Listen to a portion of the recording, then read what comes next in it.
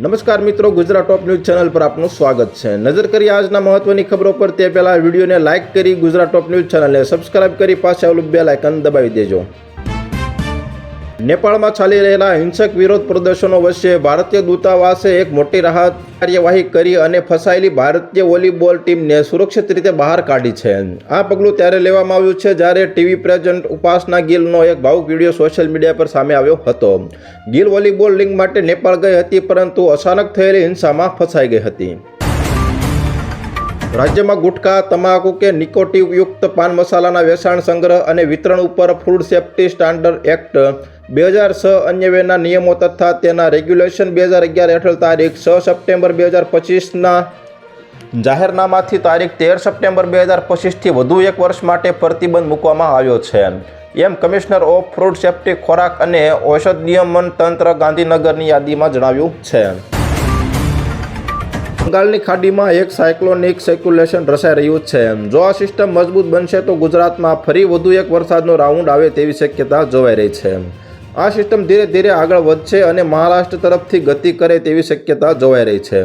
આ સિસ્ટમ મહારાષ્ટ્ર તરફ ફંટાતા મહારાષ્ટ્રમાં ભારે વરસાદ વરસી શકે છે। આગામી 14 સપ્ટેમ્બરની આસપાસ આ સિસ્ટમની અસર ગુજરાતમાં પણ વર્તાશે।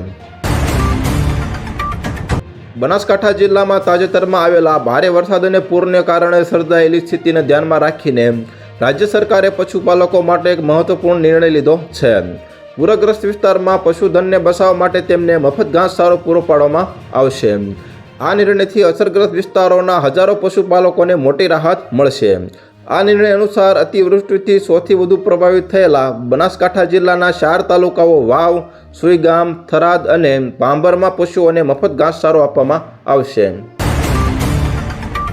અમદાવાદના રામોલમાં જમીન દલાલોનું અપહરણ કરી 52 લાખની ખંડણી માંગનાર આરોપીની ક્રાઇમ બ્રાન્ચે ધરપકડ કર્યા બાદ તેને પોલીસ મથકે લઈ જતા ક્રાઇમ બ્રાન્ચના પીઆઈની સરકારી રિવોલ્વર ઝૂંટવી આરોપી ભાગવા જતા પોલીસે બચાવમાં ફાયરિંગ કરતા આરોપીના પગમાં ગોળી વાગી હતી। પકડાયેલ શખ્સ સામે પોલીસ ઉપર હુમલો અને હત્યાના પ્રયાસનો ગુનો નોંધાયો છે। આરોપી હત્યાના અનેક બનાવોમાં પહેલાથી જ છેડવાયેલો છે। તો હાલ અત્યાર માટે આટલું જ મિત્રો, ફરી મળીએ નવી અપડેટ સાથે। તે પહેલાં વિડીયોને લાઇક કરી ગુજરાત ટોપ ન્યૂઝ ચેનલને સબસ્ક્રાઇબ કરો અને પાસે આવેલું બેલ આઇકન દબાવો, જેથી તમને નવી ખબરો મળતી રહે।